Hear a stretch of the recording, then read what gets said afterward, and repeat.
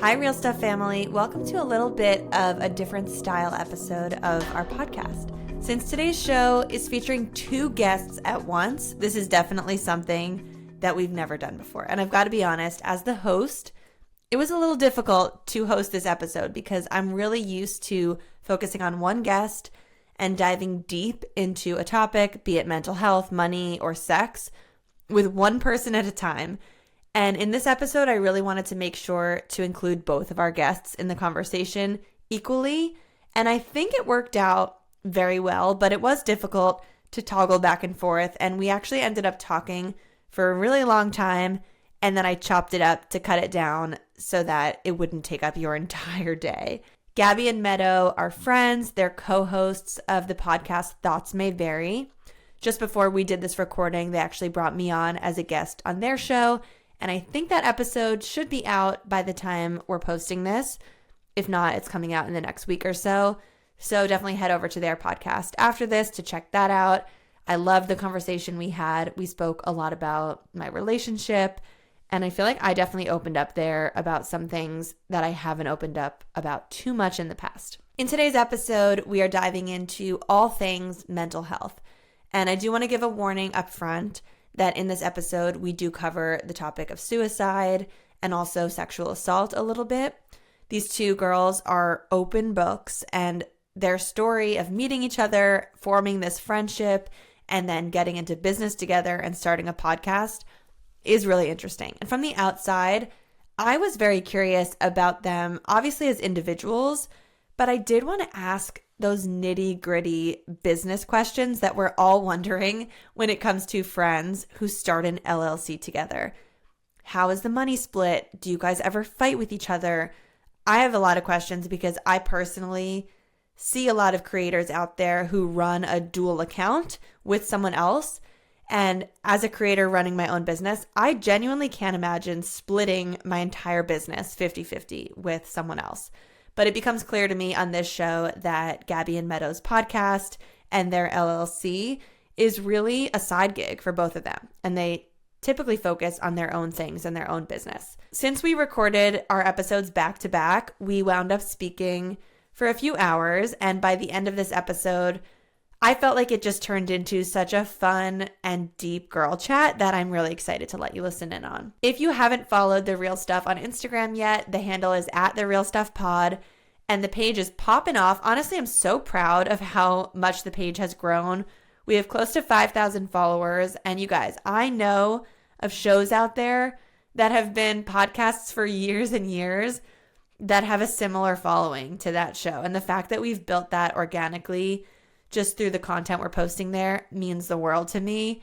I'm so proud of the way the page looks, just aesthetically. From a purely aesthetic standpoint, I actually hired a graphic designer who did all the branding and the color palette and the fonts and just the style of all the posts. And now it's super easy for anyone on my team to go into the templates we've made and plug and play.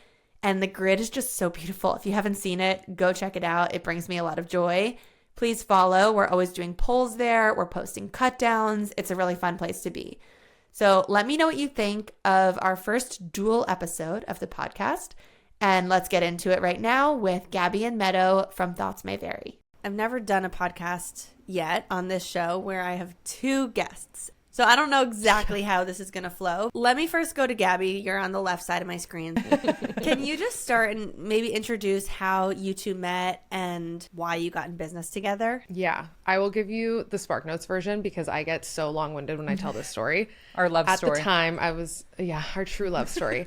I was living in New York. This was 2019, or maybe, no, it was 2020. It was February. It was beginning of 2020. I was living in New York. I was working at Architectural Digest as the assistant to the editor-in-chief. And at the time, I was really craving to be able to write about my mental health, be able to talk about that sort of side of myself more publicly. I had gone through something called the Hoffman Process, which I just call like therapy camp. I talk about it all the time on the podcast. We have a shot calendar of like a shot counter every time I say it. at the time, one of my friends who I had met in college was one of the original co-founders of Mad Happy. And he had reached out to me and said, would you be open to writing about your mental health for our new blog, The Local Optimist? And I said, oh my God, I've been waiting to do this. Absolutely. He said, great, I'll put you on a Zoom with our editor. Great. I got on the call and it was Meadow. And we ended up talking for like over 2 hours. And I just remember sitting on my couch, like giddy. I was so excited to be able to talk to her about, everything from just personal lives to work to our dreams and aspirations, our goals, our mental health. It was just such a refreshing moment, and a moment that for me personally, I was like, oh, I'm going to be friends with this person, and I don't really know in what capacity. And then very shortly after I wrote the article, the pandemic hit and started. And during that time, I was really just craving more of these conversations, and I had to get it all approved because working at Condé Nast, you like can't just do anything. I was on private on social media, the whole thing. So I asked my boss and I was like, hey, would you be cool if I started an Instagram live show? I called it Should We Talk About It? And I was like, let's just talk about mental health. And I would go on live with different amazing people who were like so open to talking to me just about their journeys and different destigmatizing just conversations in general. And Meadow, I was like, she needs to be my first guest on the show. And you can watch, that footage does not exist on the internet anymore, but you can watch us fall in love like on camera. Talking We're literally to each other. It's so cute.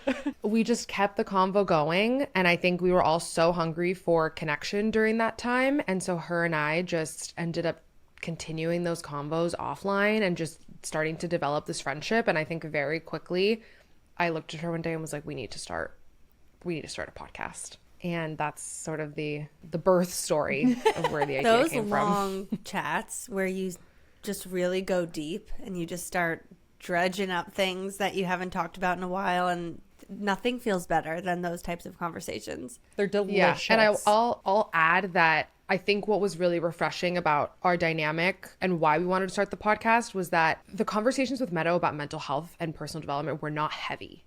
And that was something that I had never really experienced before, where we could make jokes about trauma and we could have these conversations and not feel like I need to log off and not talk to anyone for 24 hours because I'm like so drained. Meadow, I'm curious how you approach mental health with such a lightness, specifically given that you have had some, quote, heavy traumas in your life. Mm-hmm. And I know that your brother committed suicide when you were younger, your older brother, and you talk about that and you've opened up about that. And I don't know, all of the other traumas you've been through in your life, but how are you emotionally right now? And, how are you doing in life right now? And second of all, given the past traumas you've been through, how do you have this general light outlook on mental health? First of all, thank you for asking. You are an absolute sweetie pie, and I'm doing great. And that's the result of a lot of fucking therapy. But it's cool that you brought up my brother as an example, because that's kind of where this all stemmed from. So I was raised in a family, I very untrauma informedly say, is riddled with mental illness. Like, it was kind of all around me at a time where people didn't really talk about it. My brother died by suicide when I was a freshman in high school, and then I lost other immediate family members. I was just always surrounded by a lot of death and mental illness and trauma. And through my own navigating of it, I put myself in therapy by age 17, but I found that humor as a coping mechanism, I should say, really landed with my family. And we kind of were of the ilk of, hard stuff is always going to happen. It doesn't matter if it looks like mine or yours or Gaby's. But what you can do is two truths can exist at once. You can go through the hard thing, and you can also laugh and smile and joke and come with stories for your family members that are already on the other side waiting for you. I think something about losing a lot of people really young to me really had me conceptualize mortality salience and just the fact that this life is so short and you can die at any moment at a very young age. And that perspective really lends itself to seeing things in a big picture, which allows you to realize the grief will always be inside of me, but so will so much fucking love and light and joy. And so learning to hold space for both of those in your heart became really important to me. I agree with you. I feel like those reminders, specifically in my head, it's less of you're going to die, but I love pulling myself back and looking at the whole world and looking at how small I am and how insignificant everything about my life is to the whole planet. That makes me feel so much calmer and grounded in a day, because I just feel like really nothing matters. The whole point of being here is just to hopefully enjoy some moment of the experience that I'm having while I'm here, and then it's over. And I know a lot of people feel opposite, where as soon as they talk about space or if they think about they're going to die, it just spirals them into this negative headspace. So it's nice to meet someone else who feels like, well, listen, I used to be like that. Yeah. And I used to be like, when I was little, I have vivid memories of being young and falling asleep at night and trying to conceptualize space and feeling like my whole spinal column would vibrate because I couldn't conceptualize something so abstract. And then I guess still being young and then just losing people, something about that just shifts it into perspective so easily. And you'll hear Gaby and I say that too, because we're two girls that can over intellectualize till we're blue in the face, and we love to think through a feeling and think through a narrative and make it really deep and important. And then you'll listen to us on the show go through all that to be like, it's just not that deep.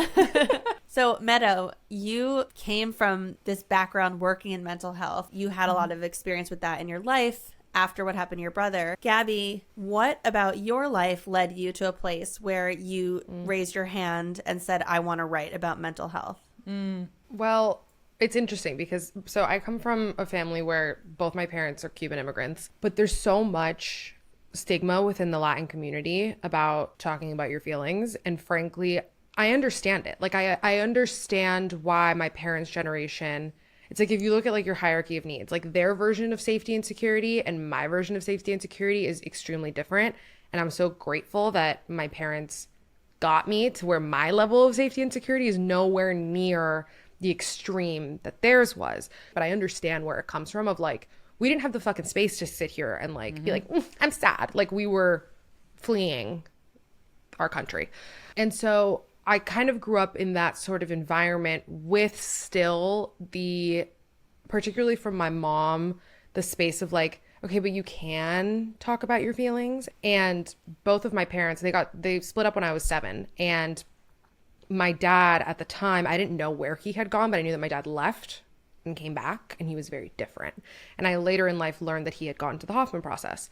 And then when I was around 16 or 17, my mom had also gone, which by the way, like really out of character for my dad. I was like, what the fuck? Truly. What? Now knowing And him. So, yeah. So I grew up hearing about Hoffman and knowing that there was this place that you could go that was like therapy camp. But because there was so much stigma around mental health, I always kind of viewed it as like, frankly, I was like, they're in like an insane asylum is like the way that I viewed it.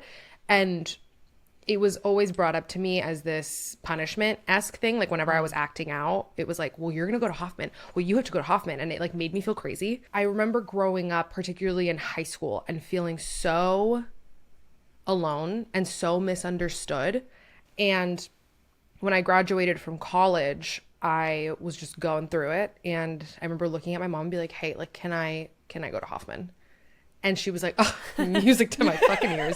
I think we need a little so Hoffman I went, refresher on this podcast. A blurb? TLDR. Yeah, and I'm sure you could go on for hours, but like, what is Hoffman? I don't know. I'll if give I've you the heard of 30-second blurb. Yeah. So the Hoffman Process is a week-long, again, I'm calling it therapy camp, where you basically go and you are unpacking your patterns and relating them to where that you got them in your childhood. So like, did it come from mom? Did it come from dad? Like what caretaker? And you go through what they call a cycle of transformation, where you have this awareness of your patterns and then you go through an expression of it. So there's a lot of experiential therapy where it's a lot of guided meditations and visualizations and then like physical activities. Yeah. You're doing it in like a group Have you setting. done it, Meadow? No, I know Okay. a lot about it, Right, obviously. you know from my best hearing friend Gaby. raves All I do about is talk about it. Yeah. So you're in a group setting. There was about almost 40 of us, and I was the youngest. I was 22 at the time. And so you're doing all these like experiential therapies to go through the expression phase, they call it, of like letting it all out and releasing it. Then you go through the compassion and forgiveness phase, where you sort of go through the motions of having compassion for your parents, having the forgiveness for them, and then lending that same grace to yourself of the compassion and forgiveness for yourself. And then you go and you introduce new behaviors, which is sort of the reprocessing of your neural pathways, but you're basically clearing the noise in order to move as yourself and have this like forgiveness. Just to go back to your dad, without diving too much into his personal life, can you just give an example of how he was one way and then he came home and was totally a new person? What did that look like? He had a level of patience that I had never seen. And it was not just like what I'll the say about lingering it. effects of being away for a week, like it lasted for until now. Yeah.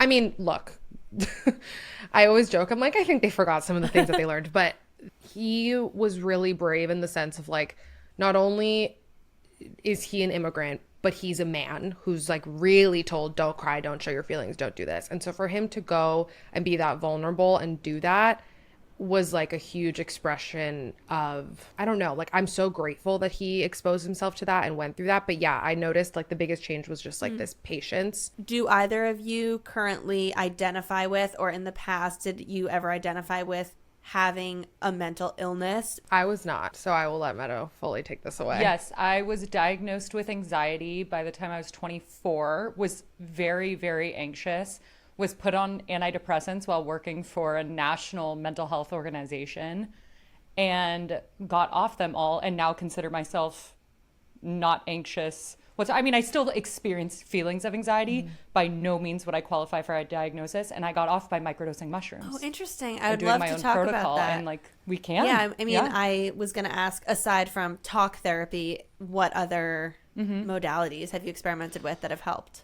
Oh, girl, this could be a whole podcast. Like EMDR meditations, journaling protocols, psychedelics, group therapy stuff. Gosh, what else, Gaby? Journaling, writing. What was this? Different, like, what was the mushroom protocol that you followed? So I am lucky that my aunt's a psychiatrist, and she conducts a lot of research. So she was kind of on the forefront of like ketamine research and other stuff as well. And I read Michael Pollan's book, How to Change Your Mind, Amazing which they also book. made a Netflix A book that made me want to try taking psilocybin in various forms. I have you? not, but I'm very intrigued. Ooh. Okay, well, we can talk about that offline too, Perfect. because it's real fun. I did this 3 or 4 years ago now, so I'm trying to think. I think I did it 4 days on, 3 days off for 30 days.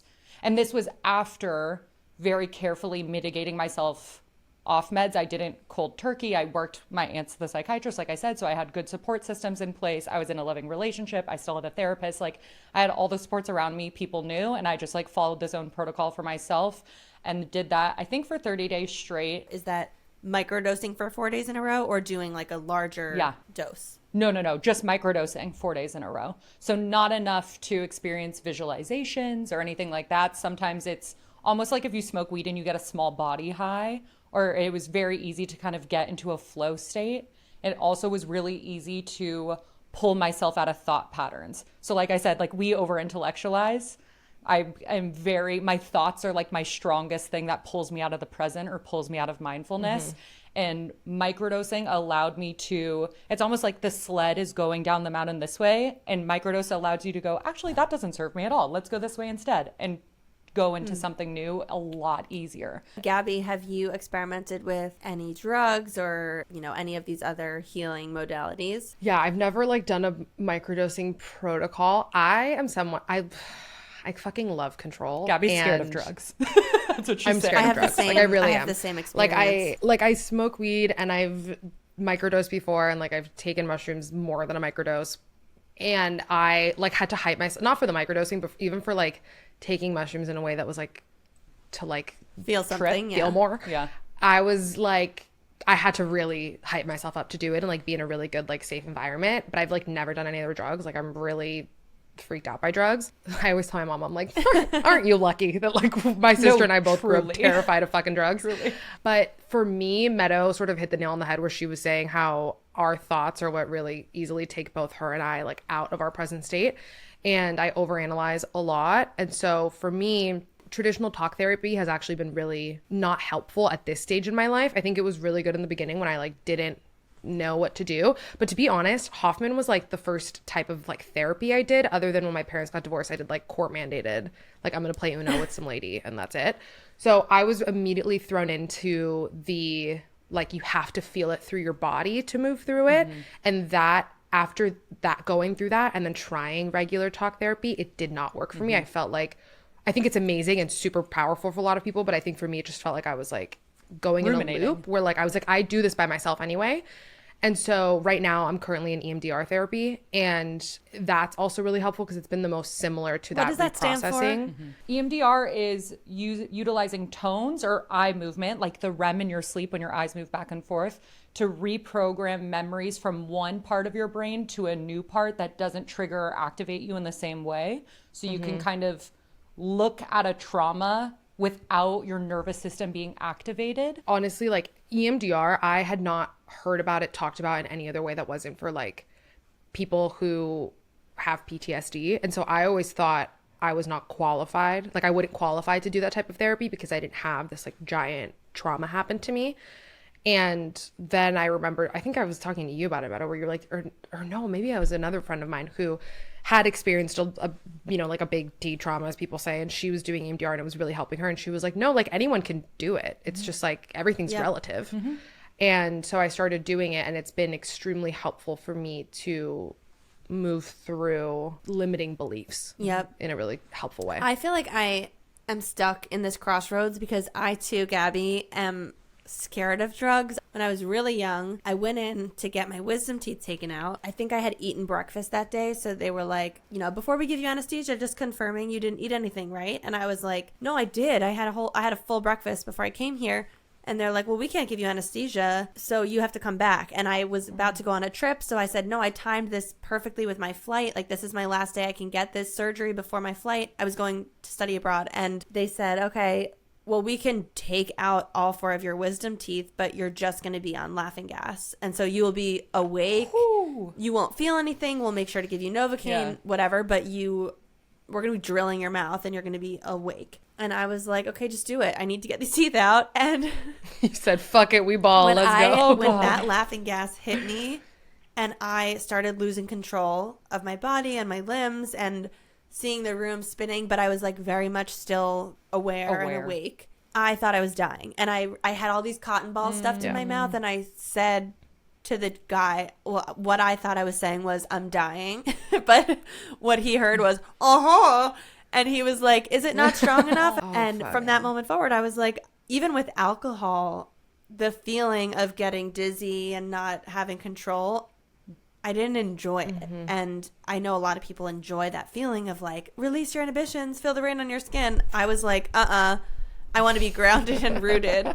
But I have this whole other side of myself that is fascinated with specifically psilocybin and natural, you know, drugs that come from the earth. I'm almost like, I follow Michael Pollan's thought patterns very closely, where I'm like, if this was given to us by the earth, it's here for a reason. And even just like the stuff he talks about with how the mushroom, the body of the mushroom is built to give its psychoactive components to creatures. Like it's meant for people or animals to take it and go on that journey. So I'm almost like, am I missing some sort of fundamental human experience by not engaging in this? I mean, look, as someone that can obviously relate, because I'm terrified of feeling out of control, when I decided to take mushrooms and like trip off them and have an experience, I was really clear where I was like, I don't want to hallucinate.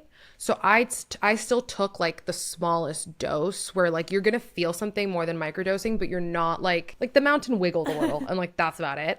And so if you're curious in it, being in like a really safe space, in a good mentality where you can't be scared going into it. But for me, like I had an intention around it where I was like working on I think it was something to do with the podcast. I was like working on a project that I really wanted to like unlock a part of my brain to help me through it creatively.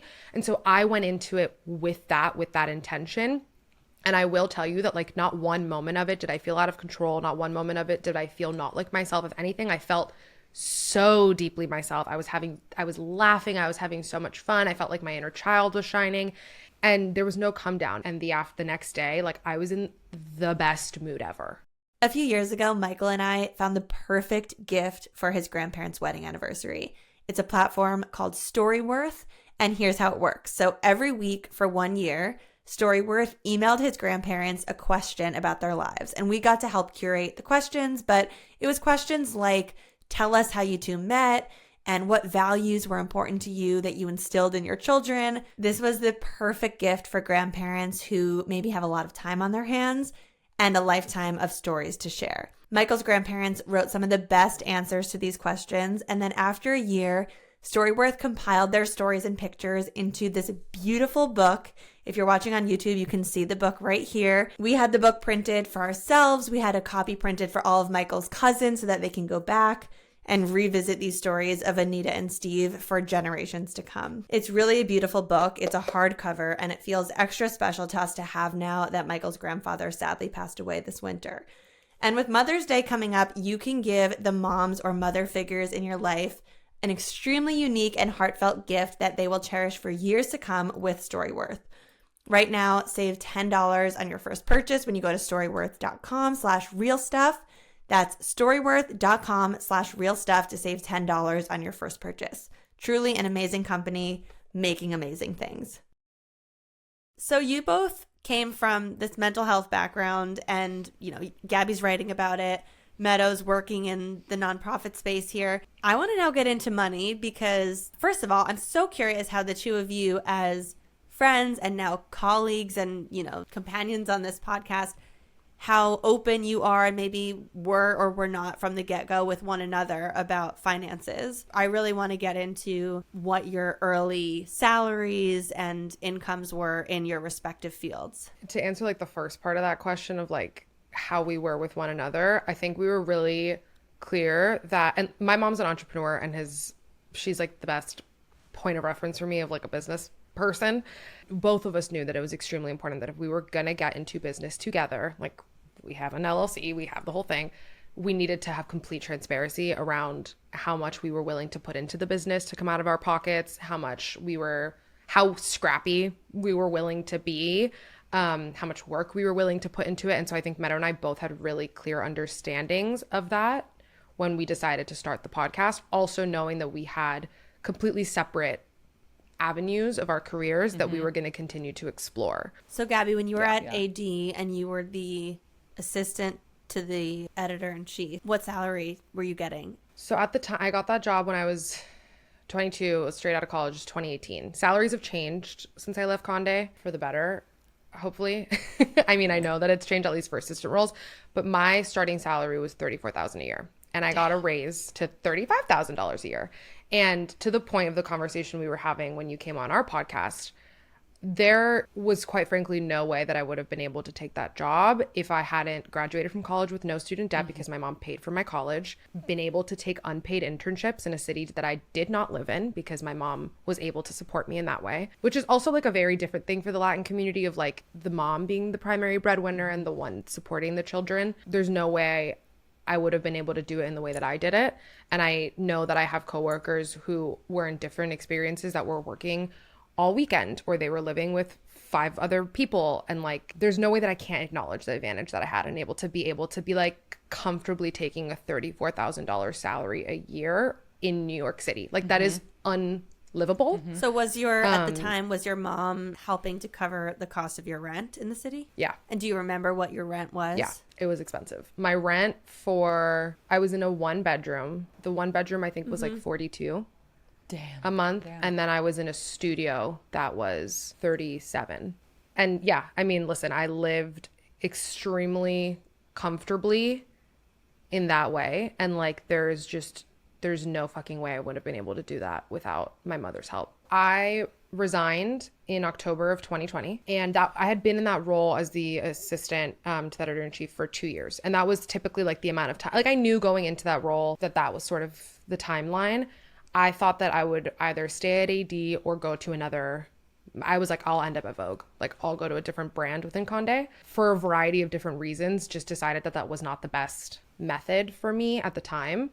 And I also, frankly, had friends at AD who were the ones that dealt with the freelancers, and I knew what the freelancers were getting paid. And I was I'm going to double my salary the moment I leave here just from freelance writing. It's so atrocious because freelance writing rates, there's no consistency and no transparency around it. And then that's when I started to learn pretty quickly just from relationships that I had with different editors of the different revenue streams that people who are full-time freelance writers have. So you can take on copywriting clients that pay really well. You can take on a client that you're charging them $5,000, $8,000, $9,000 a month for a retainer. You can have consulting clients that are paying you that much. You could do some like, you know, publicist type work that you could do on the side. I continue to make money like via different content creations avenues and like brand partnerships. Oh, and then also we talked about this a little bit on our podcast, branded content. Like that was also the secret I didn't know, where when you were at a company full-time, you're not getting paid extra if there's an advertiser attached, at least when I was there, if there's an advertiser attached to the story. Whereas now I freelance a lot, for example, and, you know, I can get a contract with them where they're like, hey, it was like an on-camera shoot and like I got paid like multiple $1,000s. It's an added fee. So there's all these like tiny little secrets that like should not be secrets, which is why I'm like happy we're talking about it, that I had no idea when I became a freelance writer. I was like, okay, for $300 an article, I'm gonna have to be shitting out 10 articles a month. Like it's and it's being wild. in that gig economy is just the way my business runs now. It is kind of a gig business in that I make, you know, 90 something % of my revenue is from brands coming to me for projects, and some of them are ongoing, but a lot of them are one-off partnerships, you know, a feed post and an Instagram story set or a TikTok and a reel. And you do sort of rely on things being recurring and brands coming back, and it can be hard to keep that up. So Meadow, you worked in nonprofit, and I just know from when I do those salary boxes on my stories and I get people's salaries. Yeah, baby. Nonprofit is not where a lot of the money's at. So what was your financial journey like? Yeah. Okay, couple things for context. I first went to a state school. I went to UC Santa Barbara, and because my dad had died before I was 18 years old, I got a huge amount of financial aid from the government to go to that school, which was great. I also got a job on campus, which like really reduced my rate. So that was amazing. I ended up transferring to a private university up in San Francisco. And then when I went there, obviously the tuition is like 4 times the amount a year easily. I finagled a 50% off basically bill by just taking a meeting with the financial director and flirting and them just making up a grant for me, which is, people don't tell you can do that. I literally called them up and like found the head of financial aid and was like, hey, can I make an appointment? Went there, told them what I was doing in mental health, told them why I transferred, what my goals were. And he was like, okay, here's a loan, or not a loan, what's it called? Scholarship package grant, 50% off, which is monumentally helpful. The only way I could go there. Luckily, my dad had also set up a college fund for me that had completely run through by the time I made it to that tuition, even with 50% off. And I still have student loans that I'm paying off. My first job out of college was in a mental health social work program funded by the government for a nonprofit. And God, this is like almost 10 years ago now, but I want to say it was between 50 and 60K a year. And I was living at the time. More than the Condé Nast. I was about to say. Yeah. AD assistant. More than Condé Nast. The girls working at Vogue can't afford anything that's in the pages of Vogue. Like, hello. 50 to 60 a year out of college for like a social work job. I was like, oh, that's clutch. Yeah. Like that was a really good payment to find in mental health.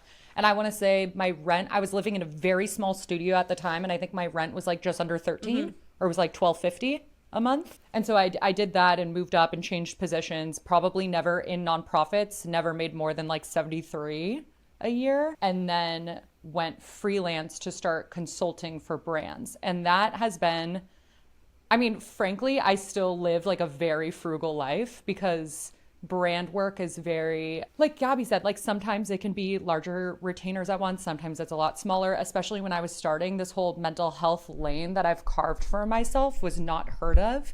And I was working extreme hours for very little pay, but I was making up my own role. It still feels very paycheck to paycheck, but I wouldn't change it for the fucking world. Like I'm building a dream career that I haven't seen happen before, and I'm having the time of my life doing it. And as you said, and I know the money follows the movement. Yes. Before you even get in business together, you meet, you have this amazing meet cute Zoom chat, and then you are, you know, working together in various capacities, and you decide we want to be in business together. How do you even go about how much is each of us putting in this? What do we want? What was your vision for the business? Was it we want to start this podcast together, so we'll create an LLC for any time brands pay us? How did you actually start it together and feel like it was fair? I mean, with the LLC, again, like this comes from having a mom who is extremely business savvy and was like, you're like, listen, she loves Meadow now, but she didn't know Meadow. And she was like, you're not fucking getting into business with anyone without a contract. Like, what the fuck are you doing?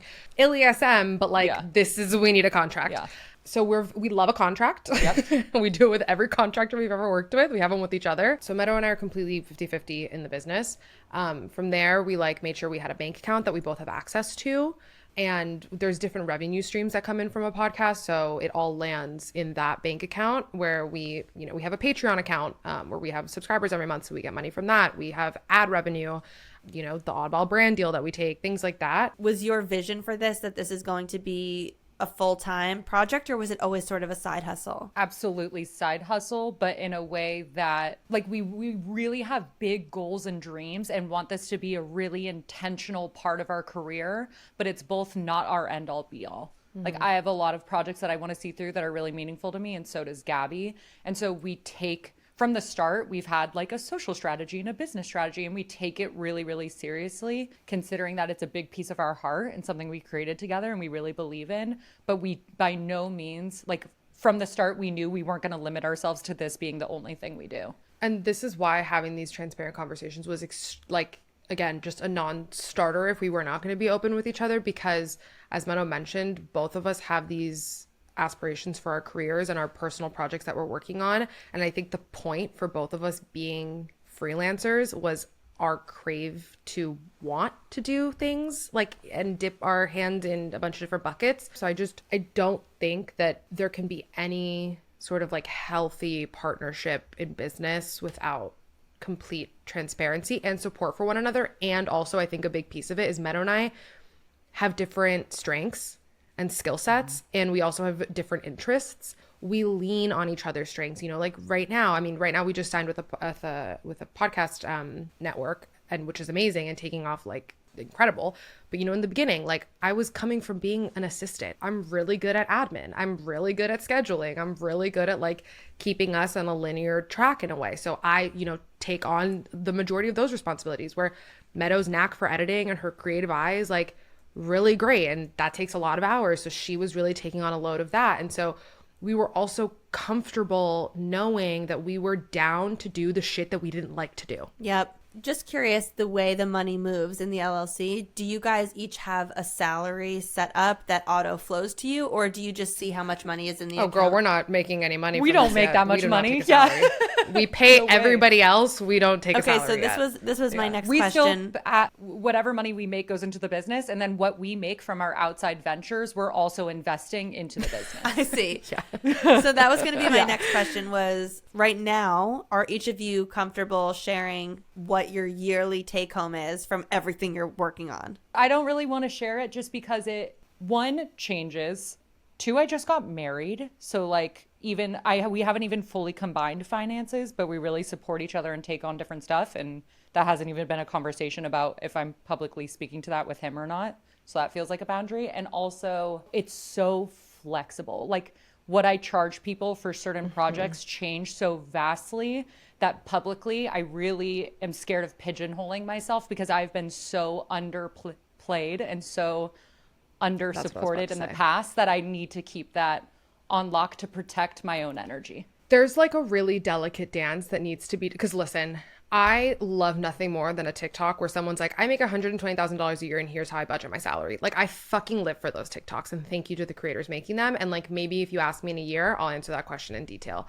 I think to Meadow's point, the industry that the respective industries that we're in, it's really easy to take advantage of when people are like, they'll take whatever fucking rate. I will tell you right now, with like copywriting clients or whatever, I've never like pulled a number out of my ass, because I know my worth and I also know what people I know are making. But I've like asked for a number and been stern on it, and in my head be like, if they give me $3,000 less than what I just asked for, I will take it. But I can't let them know that. Right. Because there's that power dynamic there. So while I'm never gonna like charge someone an absurd rate that I don't personally think I am worth, because I just don't think that's like ethically right, there's like this such a delicate dance of like freelancers getting really taken advantage of on their rates. I've had creators on this show come on and say, I don't want to share what my rates are right now for certain, deliverables if a brand was asking, because exactly like you said, I don't want a brand coming to me saying, you said you charged $2,000 for this post. Right. And so now we want it for that, because the truth is, as a creator, as we all know, you can have a general rate card, or you can have a general idea of what you feel comfortable saying yes to projects for. But that number is going to vary based on so many factors. Absolutely. There could be tons of reasons why a brand has a fraction of what another brand paid for the same deliverable and you want to do it versus, you know, I really want to work with this huge brand and they have a small budget, so I'll work with them for my portfolio. So I totally respect that boundary and appreciate you guys sharing that. And I've heard it before. I don't know if this is playing into it at all, but I don't know if you guys feel like you are making a lot and you don't want people to know that, or if you actually feel the opposite end of the spectrum where you feel like the number that you're bringing in at the end of the year is not making you proud. So there's an element of shame in not wanting to talk numbers at all. I'm curious where you are on that spectrum without giving numbers. I feel the second one. I feel that I have been flexible and willing to do the lower stuff and will accept more of that for whatever reasons that can come up, in a way that, like, I almost feel worried or fearful that someone would take me less seriously considering my past rates. What's interesting is, like, even when you ask that question of, like, are you comfortable giving numbers, like, the only one that I'm, like, genuinely comfortable about is talking about rates with freelance writing, because that's something that, like, I'm comfortable enough in a point in my career and my earnings from there where I'm like, I want people to understand how easily you can be lowballed and, like, what you can be making and what's unfair and what's not, and what's also you just, like, frankly sucking it up and taking the shitty rates so that you could, like, get the byline. And I think there needs to be transparency there. And, like, I hope that I can continue to do that through the other aspects of my career once I have, like, I feel like I have more to share and learn, or to teach rather. And I don't feel like I'm in that place yet as a freelancer. And, like, I've had a lot of fear around talking about money, because even when I mentioned to you when we went offline for a second, like, I've never, every time someone's asked me about my career trajectory right now, like, there's all of this conversation around Nepo babies and this and that. And it's like, I don't even know how to say this in a way that doesn't sound annoying, but it's like every time I go online and I hear someone say, oh, I grew up, you know, upper middle class, or I grew up comfortably or whatever, like, the comment section is like as if that person doesn't get to exist in the world. And I've always had a lot of shame around the support that my mom has given me. And so when someone asks me about my career, of course I have to mention the fact that, like, I grew up in Miami and I was taking summer internships throughout college in New York. Like, how the fuck do you think I was doing that? You know, like, I was staying at an Airbnb, or I was staying with a family friend. There was no way that I would have been able to take those paid internships and not have worked also other multiple jobs. Like, that was an insane amount of privilege, even to go to college, to go to a private university and have no debt coming out of it. And so I've never talked about it to the extent that we're talking about it now, because I feel like people will think that I haven't earned where I'm at in my career now. I've built this career for myself. Have I had the immense support of my mother? Abso-fucking-lutely. But, like, I've also worked really hard to get to where I am and continue to work really hard. There's a lot of weird shame wrapped around it. And it's, like, difficult to have that conversation when, like, I want to hold space for my privilege, but I also am like, I'm not the only one that grew up that way. So why are we not allowed to, like, share our story? Coming from the privileged background I came from, I've grappled with this 100% in my career in life. I had a dad who did work in the entertainment industry, and surprisingly, my dad being a radio DJ and being currently on the radio didn't really have anything to do with my career in any way. In my first podcast episode, or one of the episodes where I talk about money, I talk about how way back when I was living in New York City, working at Refinery 29 and freelancing and building my business, I would have never talked about income. I would have never shared my rent. I did multiple apartment tours on YouTube, and people would ask, what's your rent? And I realize now that I had immense shame around how high my rent was. And, you know, thank you for opening up about your $4,000 rent. Oh, I wanted to drop dead when you asked me that, but yeah. Well, thank you for doing that, because, you know, I open up in that episode about how at one point my highest paying apartment that I ever paid for in New York City was in the West Village, and the apartment was about $10,000 a month. I open up about how I would literally never have shared that at the time. And now that I'm reflecting on it, you know, I lived there with my husband. We each had multiple six-figure salaries, which means I was paying $5,000 a month. And because I worked from home, I was able to designate a fraction of the apartment to my business paying for it. And when I really did the math on how much money I was bringing in, you know, I don't even know the percentage, but they tell you your living expenses should be a certain percentage of your take home. And mine was within that range. It just felt like such a crazy number though, but it was appropriate for what my business was doing. And I realized I never wanted to share the rent number because I was so uncomfortable talking about my business success. It was like one thing was reliant on the other. And in order for people to understand why the rent made sense, they would have to know how much I was making. But specifically because of the fact that I came from a privileged background, it can often lead to people feeling like, well, that was just handed to you, or how hard did you actually work for it? It is a really interesting conversation because the internet demands that you acknowledge your privilege. And then the moment you do it, they don't want to even acknowledge anything you've done. Right. For the people who are listening who say, I do want to be a freelance writer, and I want to hear her share at least that range of what a freelance writer could get for an article. Maybe you could give us like the lowest amount you've ever been paid and the highest amount. I think the lowest I got paid was like $150 for an article. Standard right now for like articles that are maybe like 600 words, it's like $300 to like $500. And then if you're talking about, you know, longer personal essays, maybe like 700. Covers get to the 1,000 range, and then you have an advertiser attached to that, and it's a branded article. And those, like, you know, you can make $1,200. I've made $6,000 off of one of those. Like, it just, there's a range. And there definitely was like a moment in the beginning where I was like taking those pieces for $150 because like I needed to get my byline up. Would I take it down? No. As two people being in business together, have you guys ever butted heads with each other or been in a fight or like been angry with each other since you started working together? We don't fight meanly. We don't get really angry at each other by any means. We absolutely can tiff. Like, I feel like you and I can tiff like sisters. We also, our community will know, Gaby's like the only person that says no to me. And I take that really hardly, really harshly. I think we'll tiff or definitely have very different opinions on things and then always workshop how to come together. But Gaby and I have such high levels of respect for each other that there's never, I can't even consider what raising my voice at you would look like. There's no bullshit between us ever. Like, we have such open, transparent, kind communication to each other. I think another important factor of when you're going into business with a friend is it's okay for you to disagree on a lot of shit, but for like the really big shit, Meadow and I do have very similar perspectives. Like, our leadership styles are similar, but then she has strengths in her leadership styles that I don't have, and I have strengths in my leadership styles that she doesn't have.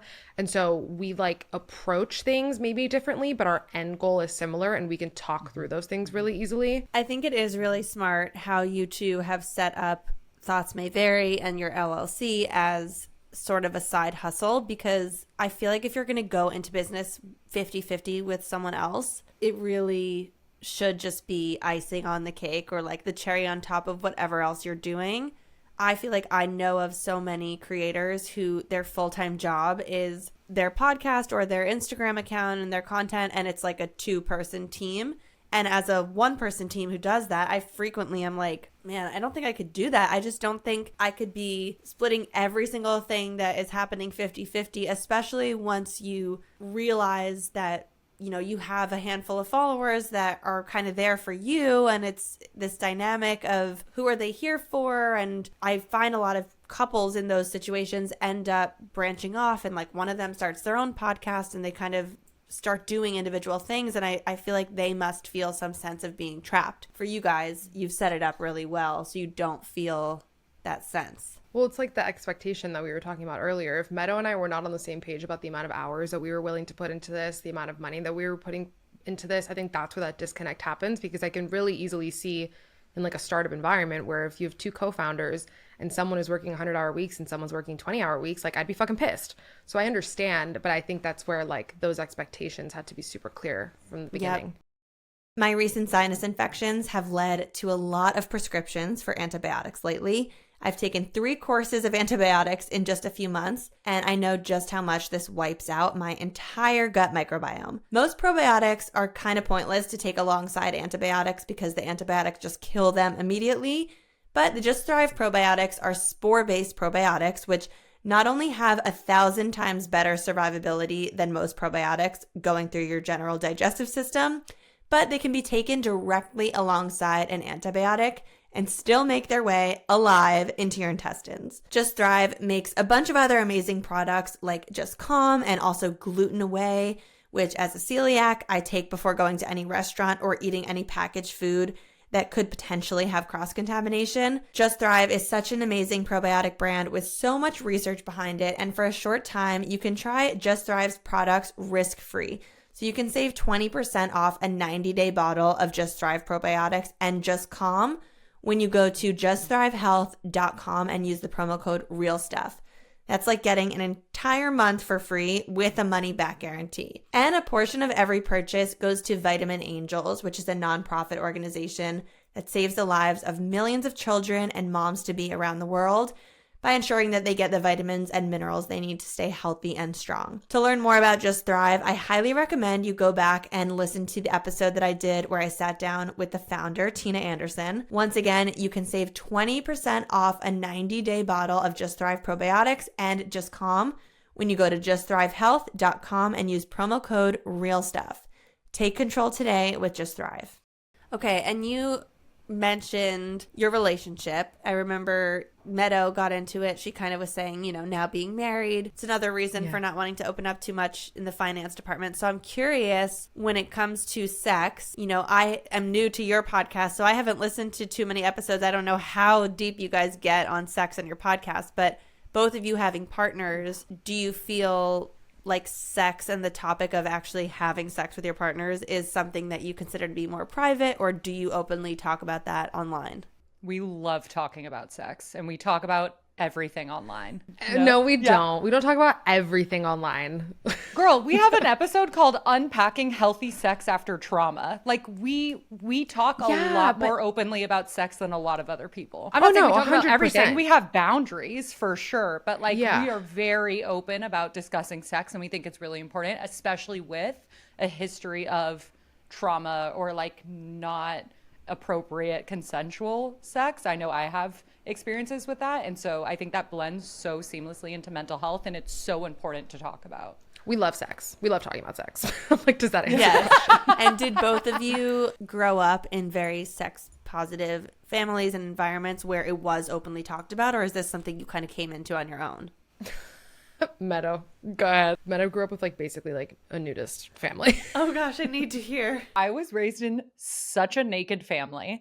I mean, my name is Meadowlark, hippies till they die. I was raised in a naked family. My first concept of what college was that's where you go to have sex with a lot of people and explore your sexuality. That was the only my young understanding of what college was. So I was absolutely raised in a very sex positive, but also removing sex from a naked body. A naked body could exist without sex being attached to it, and that was normal and okay and healthy, and also very sex positive and open. Which is funny though, because I was very close with my parents and my mom all growing up, but sex was the one topic I didn't let her in on. I lost my virginity at a really young age, and I never told her. Why do you think you didn't want to tell her? I don't know. I don't know if it was maybe because she was so forward with it. I was like, yeah, we get it. Leave me alone. So sex is my own thing. I feel a lot closer with her now. And now we talk about sex more. I think when I was younger, it just felt still coming into your own body. And I also like I said, started having sex really young, and I didn't want her to know it. How old were you when you first had sex? 13. Did you feel like you were an extremely sexually charged child who was just very curious? Is that why you dove into it so early? Not at all. But I had one boyfriend, one partner from middle school through college, and we just started having sex really early. And I remember we started having sex early, and then after a little bit was we're really young and we're having a lot of sex. Let's take a break. And we did for 6 months, and then we just started having sex again. But I had one partner to explore with for a really long time, and that ultimately changed. We stopped dating in college. But it was frankly really nice way to experience and explore sex safely with one person that I felt comfortable with, where I loved and felt safe within his house and within mine. And Gaby, did you answer this question before? Mm-mm. What was sex like in your family? Was it openly talked about? Was there any shame around it? So interesting, because listen, yes and no. My mom, really, bless her, she did her so best to even if it made her uncomfortable, she always made it a point, and I don't know, by the way, if it made her uncomfortable. I don't want to speak for her, but like she really made it a point to talk to my sister and I about sex. And both of you today are in heterosexual relationships, correct? Yeah. Mm-hmm. Have both of you always identified as being heterosexual, or have you experimented in the other direction? I call myself queer. I like since 6th grade have said you fall in love with who you fall in love with. Like I never felt like it was attached to a gender expression in any way. And I've explored sex with many types of genders and enjoyed it. And now I'm in a heterosexual marriage. But I still consider myself queer, and it's still something we talk about in our marriage of like he's been such a cool man to like honor my queer identity. We have all these conversations and talk about it a lot. But I never came out. Like it didn't feel like something I had to do. But I always just said, you fall in love with who you fall. Like it doesn't make a difference to me. Like I'm very sapiosexual. Is that what it's called? Like I was like, someone's mind is their sexiest part. Like what the shell looks like is more interchangeable to me. And Gabby, what about you? I've always identified as straight. I've never, I don't even want to use like the word like experiment because I think it's like a fucking weird way to talk about it. But like I've only ever been with men. It doesn't mean that I haven't had thoughts about it, just things that I've never acted on. So like I've only been in relationships with men. I think it's just normal to, just as a human, to quote, think about it. I mean, Of we course. exist in this world and there's all types of people around. And I can't imagine going through life without even just thinking about what it would be like to be with all different types of people. Well, you can think about death and not want to die. So why Right. can't you think about like hooking up with a girl without wanting to do it? You know what I mean? Like, of course. Yeah. And Yeah. Meadow, have you ever had a threesome, or is that just like a future No, thought? I haven't. You know, I've heard of people thinking about threesomes and saying, I could never do that because I don't want another woman to be with my man and I wouldn't enjoy seeing that.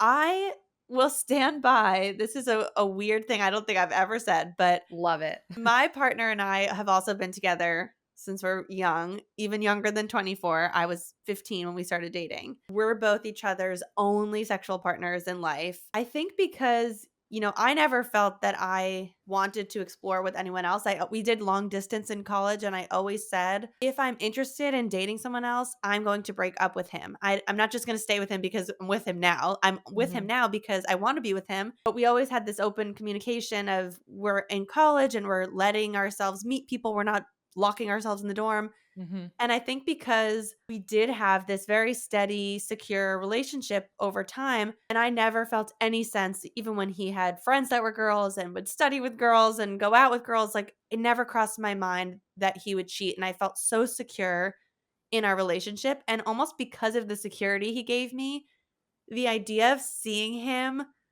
have sex with someone else turns me on a little. Oh my God, it's so hot. Listen, I don't want to walk in on it and find out that he's in love with someone else. Sure. But the idea of us together, I think I could get into the act and it could just be a nice human experience. But Totally. more so for me, for the idea of watching him is what I think is fun. And I've heard debates about this. I've heard people be like, that is crazy that you want to watch that. And then I've heard people be like, oh, me too. That's hot. Well, So I'm curious where you guys lie. I don't think anything is crazy. Like I think if the Yeah. people involved are all on the same page, I don't think it should matter to Do what you anybody wanna else. do. The same thing with what you were Totally. saying earlier about like people being like, I wouldn't want a threesome because I don't want to see anyone with my man. Like, look, if not being in a threesome and not watching your partner be with someone else doesn't turn you on, it doesn't do something for you, don't do it. Right. Doesn't mean you have to like Right. yuck someone else's yum. I'm not gonna like be like, oh, you lame Exactly. bitch. Like whatever you Yeah. want. Speaking of exploring, how early did either of you explore your own bodies? Ooh, good question. After I started having sex, but not Oh, long really? after. Yeah. Well, because we didn't have like a full talk about we're gonna lose our virginity. It just happened. Which is How part of did the it reason why I think happen? it happened so young. You were just together. And Girl, it just Pirates of the slipped in? Caribbean 2 was on TV and we were in my childhood bed and it just slipped, it tripped and fell, you know? Like it was not even like a conversation. I mean, and we had done other things, but we hadn't really talked about it. And then afterwards, we started talking about it more. When that was happening and you're lying in the bed and you're 13 and you're watching this movie, obviously I know you just said it as we tripped and fell, but were you feeling horny? Oh my God. Probably, but like horny, but still nervous. Like I remember being nervous that I was going to hurt. And I remember being Yeah. scared, but I remember like, oh, I wanted to do it, frankly, and do that whole like, let me get it over with so it starts feeling good faster. Right. Like I Oh, kind of that's remember that funny. being my approach to it is like, get it over with so the hurt goes away so I can start enjoying myself and having fun. I knew I was going to lose my virginity to my partner, and I apologize in advance if my mother-in-law is listening to this. You know what? Just skip to this next timestamp. Yeah, Mom. fast forward. It was more of a, how can we prep for this slowly over time? Well, that's how you're supposed to do anal too, right? Like everything is like, you gotta prep. And that's something I've never done. So I'll be calling someone for the prep if I ever decide to do that. Frankly, I haven't either, but it's like, I mean, if we're going to be with our husbands for a long time, hopefully, like nothing's off the table. Might It's not explore. on What my about you, menu right Gaby? now, but No, I know. I've always felt that way. I don't know. I'm specifically thinking about anal. Yeah, And I'm like, I don't know if I have an interest because like I've experimented with things and like I don't know how much I like it. So like we'll see Yeah. in the future. I've never fully had anal. So we'll see. When we talk about this on the podcast, I'll say like, oh, I experimented with my sensuality rather than my sexuality because I've always had like hetero partners. But like I've always considered myself a very sexual person. And I think I had this sort of like awakening, not where like I was all of a sudden sexual out of nowhere, but I think I was way more comfortable. I think like I grew up like a lot of people do where like there's a lot of stigma and I grew up around like Catholic Latins and like there's a lot of sex shame in that. And there's a lot of like, okay, you're allowed to lose your virginity to your boyfriend, but if you have sex with anyone, like you're a fucking whore.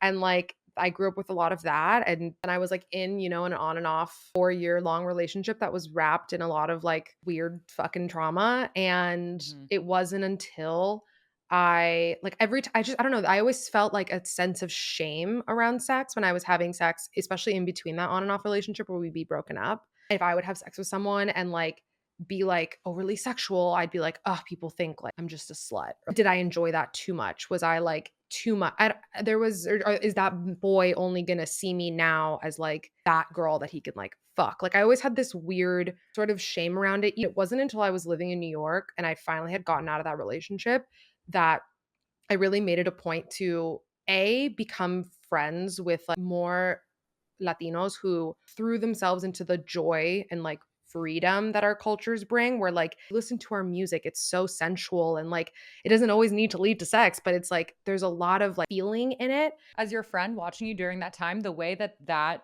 whole like cultural and expression fed into the way you carry yourself and the confidence that it lent itself to other aspects of your life, like it was really fucking badass to see. Thanks. Fun stories too, my god. Yeah, for the book for the book one day. Yeah. I do feel like our culture introduces sex to people in such a one-dimensional way where Yeah. maybe it's because it's, quote, not appropriate to talk to young teens about sexual pleasure, but sex was purely introduced to me as procreation, and Totally. I definitely lived a majority of my teens and even early 20s just feeling like obviously sex felt good at a certain point, and I realized that there was pleasure to be had in it, but it was still heavily wrapped up in my fear of getting pregnant when I didn't want to be pregnant. And even being on the pill, like I think I realized now I was waiting till I was 17 to have sex because that was when my mom told me I could get on the pill. And of course I could have used a condom before that, but I was so afraid of getting pregnant and having a teen pregnancy that I was like, I'm going to wait until I'm on the pill and then I know I'm absolutely not fertile. And it really wasn't for me until my mid-20s when I got to Refinery 29, which is such a sex positive place. And, you know, they're sending out emails about 10 sex positions to try tonight, surrounded by all these people who are so comfortable in their bodies, and everyone's talking about vibrators and all types of sex with all types of people. And it was almost this moment of realizing for me, there's this whole world around how the point of sex is for so much more than just having babies. Oh my God. Yeah. Yeah. I mean, I'm glad things I are learned it. pleasurable for a reason. Yeah. Yeah, I do feel very lucky to have been raised with that understanding from a young age. Like my mom really nailed that. Like my mom's joke was like in college, I slept with all of North America. Like that's, you know what I mean? Like that's why that was my conception of college. So I feel very lucky to have been raised with that because our fucking public education system doesn't teach us anything. It only sets people up more likely to have teen pregnancies or pregnancies when you don't want them or are unprepared for them. I can now at 27 years old decide that a birth control pill is not for me. Does that mean that I don't think absolutely every single person and every single woman and every single person with a reproductive system should have access to hormonal birth control? Like Of course we fucking should. And it should be free. Now, if I do get pregnant when I'm 15, oh, I can't get an abortion anymore. But you're also not going to give me free childcare. And like, you're also. Or healthcare. Or healthcare. You know, that ties very nicely to our conversation on your podcast about how we're all moving to a commune in Sweden. Exactly. Where there's universal healthcare and a lot better childcare options.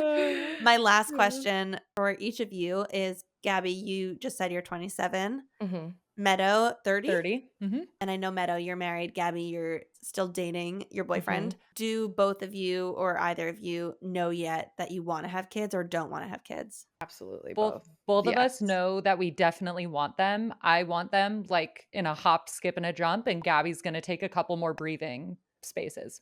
Have a little bit more breathing room. I'm not ready. I'm not ready to have a child. Mom, if you're listening, like every time I call her and I'm like, oh, my period, like my boobs hurt, because like I'm about to get my period. She's like, you're not pregnant. You're not pregnant. And I'm like, no, lady, like I'm not. Like, fucking Meanwhile, relax. my mom, my husband's dad, every auntie is like, where's the baby? Well, thank you both so much for coming on. This was really great. I love being on your show. Everyone has to go listen to my episode of Thoughts May Vary. Let us know what you thought of this episode. This was one of the more chatty, girl-friendly episodes I feel I've had, and I loved having two guests at once. It was like a threesome, guys. Love it. This was so fun. Thank you so much for having us. Sorry, my dog is screaming in the background still, but this was the time of my life. Thank you for having us. This was so great. Thanks, Lucie. Thank you so much for tuning in to The Real Stuff. I'm Lucie Fink. Don't forget to follow the show on social media at The Real Stuff Pod. And if you're liking these episodes, please head over to Apple Podcasts and leave us a written review. It helps the show so much. And if you're feeling called to come on the show, visit luciefink.com/apply and tell us your story. We'll see you next week for another intimate conversation on The Real Stuff.